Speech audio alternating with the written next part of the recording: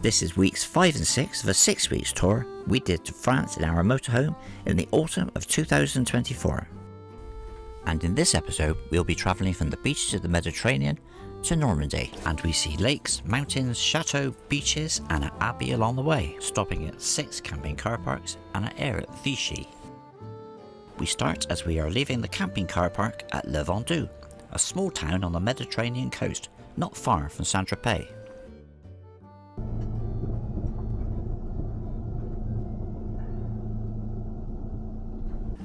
We started off on the coastal road before turning onto the D27. A very picturesque bit of road, but we did have some very awkward moments squeezing past oncoming traffic.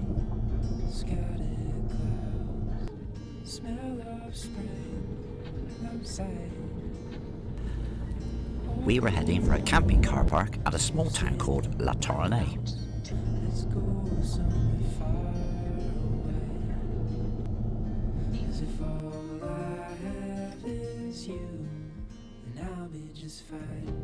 This is a nicely located camping car park, just a few hundred yards from the town centre of La Tournai, with the usual camping car park facilities. Fresh water, cassette empty, and the grey water.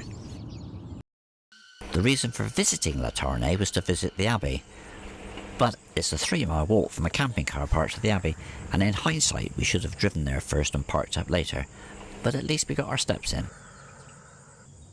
The Abbey was built during the 12th and the 13th century and is considered an architectural masterpiece. The church, cloisters and the monks' dormitory are constructed without the use of mortar. The Abbey fell into disrepair during the 16th century and restoration work was started in 1841. It now attracts 120,000 visitors a year and is well worth a visit.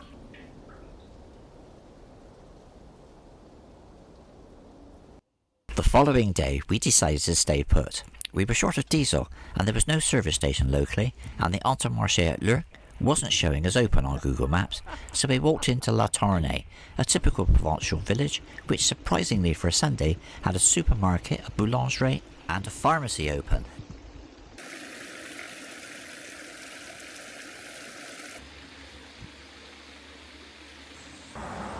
This is a reconstruction of the entrance to the bauxite mine that operated between the 19th century up until December 1989.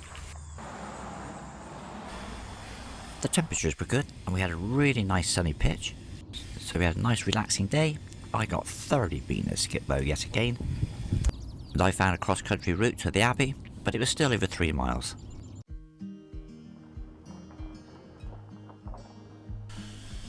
Monday the 14th of October. Our first stop that day was going to be the Intermarché at Lorc, as we were really short of diesel. After which we were heading to another camping car park at a small place called Sainte-Croix de Verdun, on the shores of an artificial lake formed in the 1970s to provide drinking water and hydroelectric power to this part of Provence.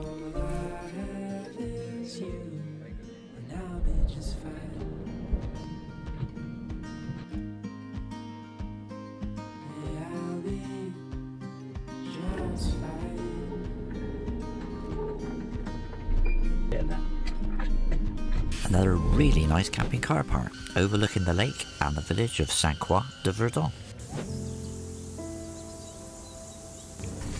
It's only a short walk down to the lakeshore. During the summer months this place is buzzing with tourists coming here for the water sports and the walk-in. It was quiet when we were there, but the sailing school was open, and one day I'm going to have a go in a Hobie Cat.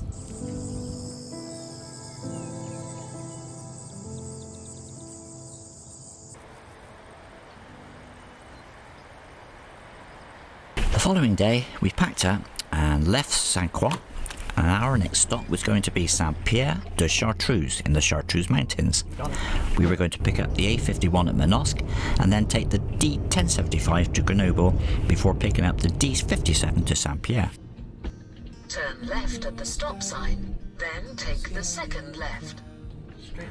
Nancy the sat-nav reckoned we had to come through here. All directions. We weren't so sure.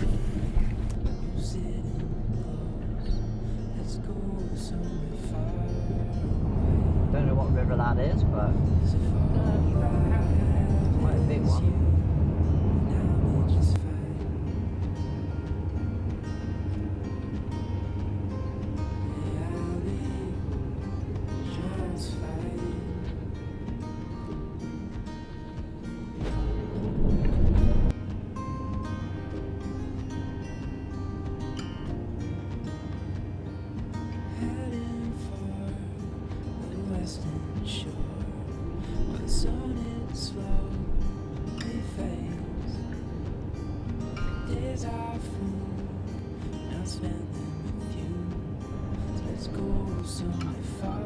Grenoble was a busy place to negotiate, and we had a nightmare diversion around a route Barry before picking up the D57 to Saint-Pierre de Chartreuse.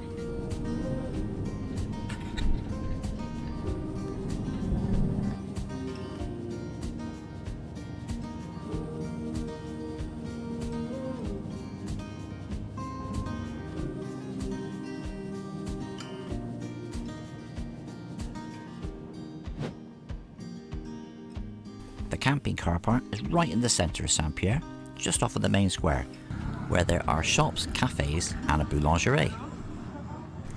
Our first stop was the Office de Tourism, which incidentally was the very first one in France. And there we picked up a couple of walking maps, before heading to the bar.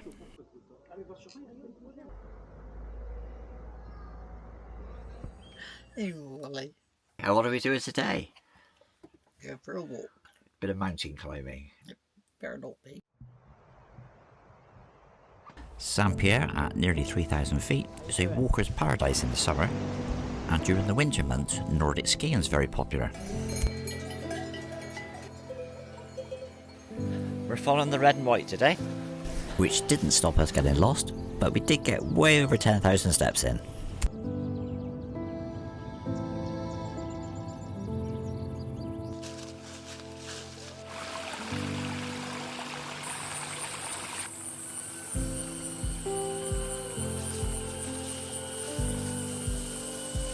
There's no obstacle avoidance on a Hover X1. And that last bit was steep.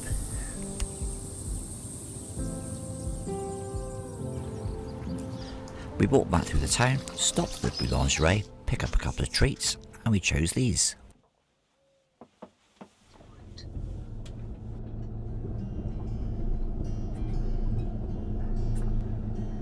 We're good. We left Saint-Pierre and headed north. The plan was to get to Vichy and stop at the Aire there. The weather forecast for the day was torrential rain with amber weather alerts in force, with a storm tracking south to north, and we were likely to come across the worst of it around Lyon.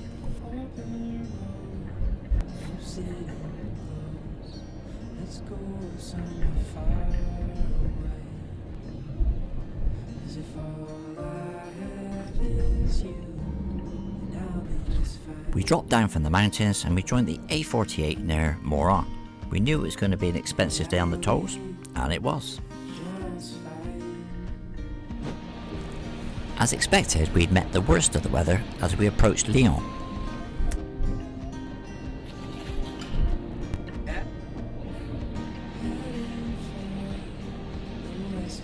We finally cleared the storm, but so reckoned it was following us.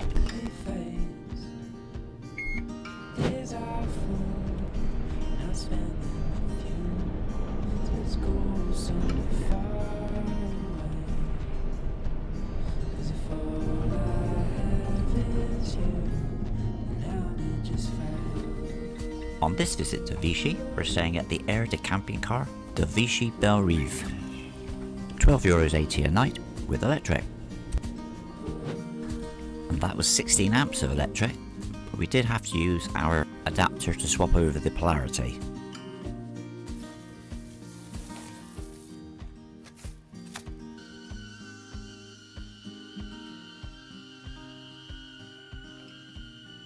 That evening, that slow-moving storm finally caught up with us.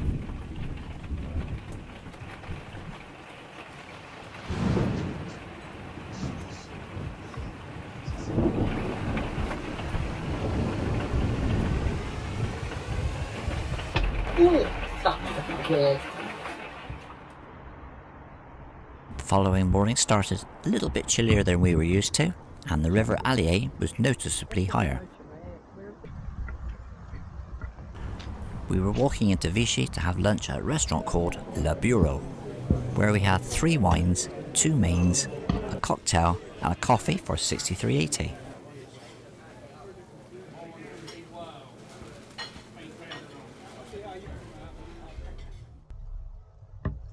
And after, we spent a couple of hours wandering around the parks and along the river before heading back to Campi. The next day we were heading north again, after using the services. In 800 meters, turn left onto... That's the loo done. Wastewater's all drained out. Turn the tap off. And the service tower is much the same as a camping car park. Check out at the machine.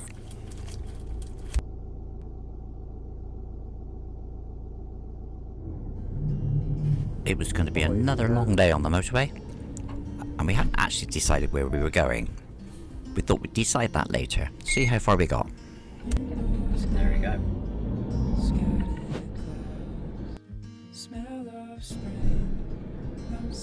Continue on A71. We stopped and had a bit of lunch, and we decided we're going to go to a camping car park at Villandre.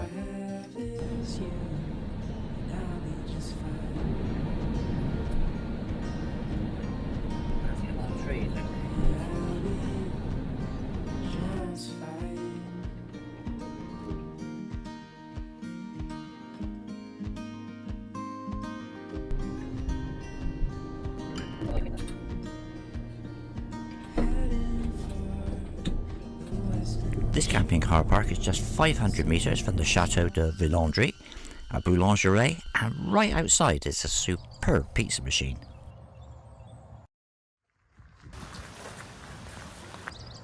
The chateau was built in the 16th century by Jean Le Breton. It was built around an original 14th century keep, where once Richard the Lionheart met with Philip II of France to discuss peace. It was owned by several people after that, including Napoleon's brother Jerome. In 1906, Joachim Carvalho purchased the now rather run-down property, financed by his wife Anne, who was the heiress to the coalman fortune in the United States. And they went on to restore the chateau and create the fabulous gardens that we see today. So what do you think of the place there?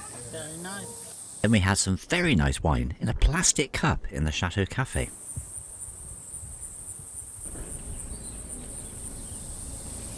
The following day we packed up, and after using the services we were going to be moving north again.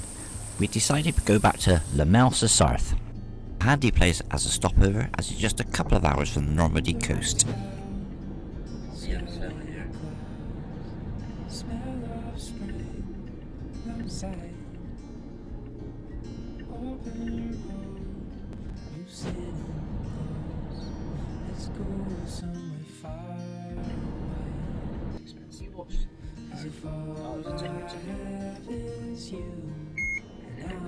At the roundabout, take the first exit to D42.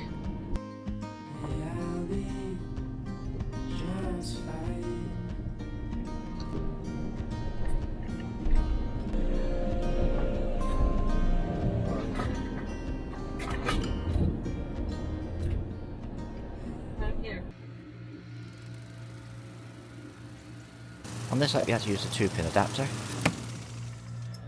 Just plug it in ahead of the standard lead.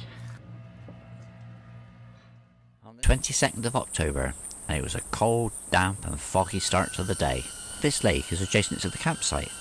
I took a few pictures with the Hover X1 before we headed off to our final destination on this tour, which was Lyon-sur-Mer. We're on the N158 heading towards Campi.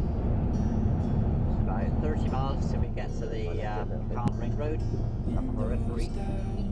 On the right, to Dartlet Head. This is a really busy camping car park, so we did book it up several weeks in advance.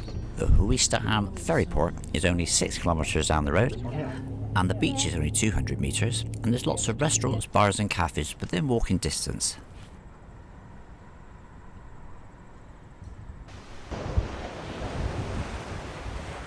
stroll along the beach, and then we did our bit to help the local economy.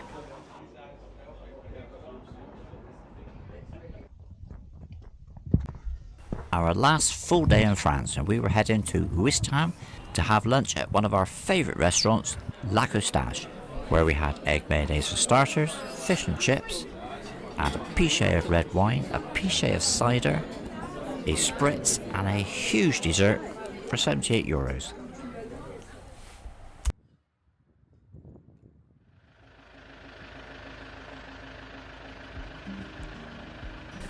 24th of October, and it's ferry day.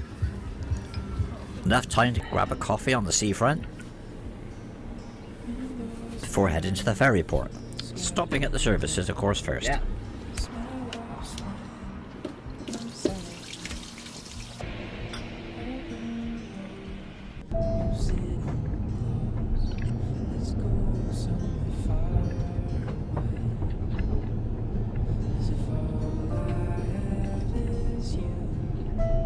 Arriving at Normandy on the right.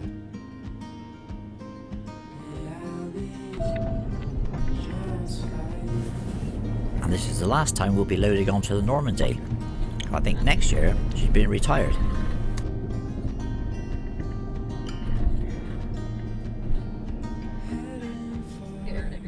Now he wanted to come over. That way. It was a really smooth crossing. Once on board, we had a toast to the Normandy. After all, we have been on it many times. It was sad to see her go, but she had been in service for 32 years. And 6 hours later, we're pulling into Portsmouth. Thank you for watching. It's been really great having you along. And if you could give us a thumbs up and even subscribe, we'd really appreciate it. So until the next time.